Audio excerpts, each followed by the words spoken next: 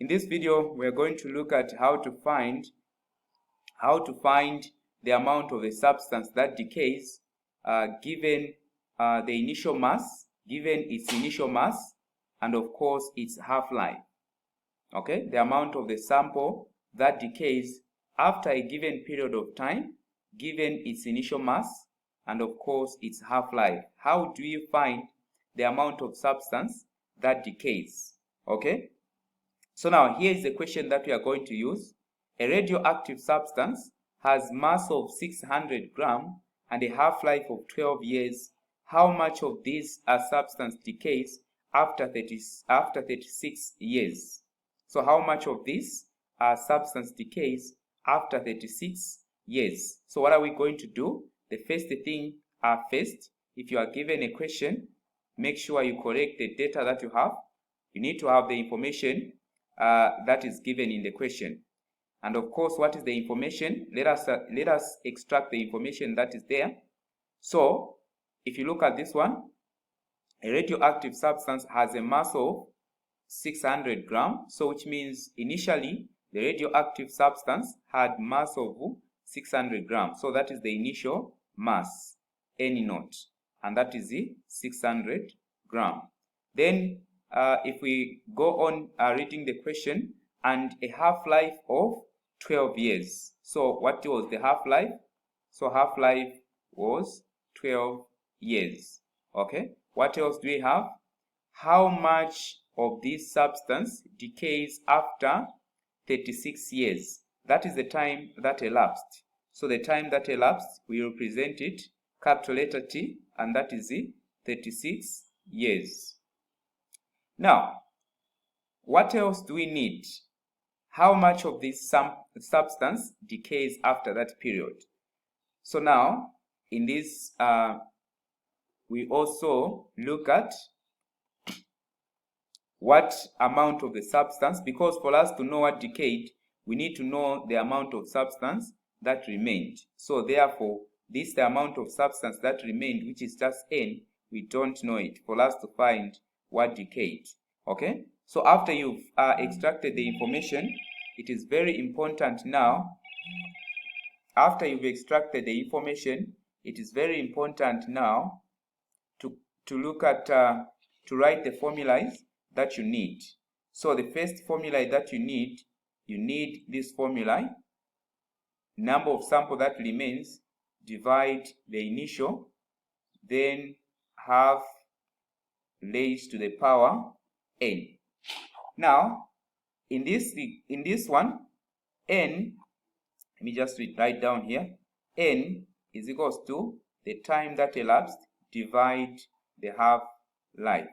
So now, like I said, you need to find the amount of sample that remained for you to find what decayed. Let me give an example here, a simple one that we can understand better. So now, let me give this example. When you have, let's say, 10 apples, okay? You have 10 of them in this basket, the first one. Then now, after some time, they ask you how many of the apples were eaten. When you have in the basket what remained, you have 4 that remained. The first thing that you are going to do, if they ask you how many were eaten, by the way, you know that initially there were 10 of them. Okay, 10. Then now, how many were eaten? If that is the question, how many were eaten? For you to find that were eaten, immediately what you are going to do, you are going to subtract what remains from the initial, and that is how you are going to find what was eaten. And therefore, in finding what was eaten here, if you look at the 10 and you are remaining with 4, if they ask you how many were eaten, automatically you subtract 4 from 10 and you are going to find that 6 were eaten. So look at this also, this question in that regard. So now, having explained that, for us to find what decayed, we need to find what remained, because that is the only way we can find what decayed. We need to find what remained. So now, let us find the amount of sample that remained, which is this N. So plugging in the information that we have in the formula, we are going to have the amount of sample that remained. The initial was 600, then half of this raised to the power n. Now, you know that n, we can find it just by simply dividing the period that elapsed, divide the half-life. What is the period that elapsed? The period that elapsed was 36 years, divide the half-life 12, and therefore our n is equals to 3. So we found our n, therefore we can plug it here as our n. Now, what we want is to find this number of half-life. N, by the way, this one is number of half-lives. Okay? So now, for us to find the amount of sample that remains, we plug in this n, okay? This n, which is 3, in this formula, for us to find this n. So what are we going to have? You have n, 600, is equals to, applying the indices here, this one is just going to be 1, 2, all raised to the power 3, and you are going to have this one, the whole of this one is going to be 1 over 8. So you are going to have n divide 600 is equals to 1 over 8. Crossing multiply at this point, what are you going to have? You are going to have 8n is equals to 600, because 600 multiply 1 is just 600. Now, finding the value of n, you divide both sides by 8, divide both sides by 8. So our n, which is the sample that remained, if you divide 600 divide 8, you are going to have 75 grams. So this is the amount of sample that remained. Okay. Now, like I explained, in the case of you are given 10 apples here or 10 apples here, what you do for you to find what remained, if you're asked what you do for you to find what was eaten, if you have 4 that remained. Okay, so you subtract what remained from what you had initially, and that is what was eaten. So that is what we are going to do also here.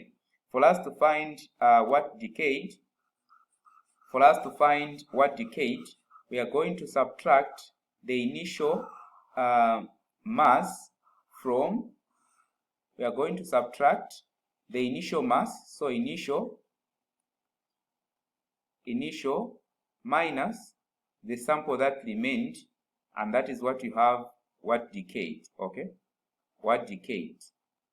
So now what is the initial mass? 600 gram minus what was the sample that remained, the amount of substance that remained, 75 gram. If you subtract 75 minus 600, you are going to have 500 and 500 or 525 gram. So therefore we can conclude this is the amount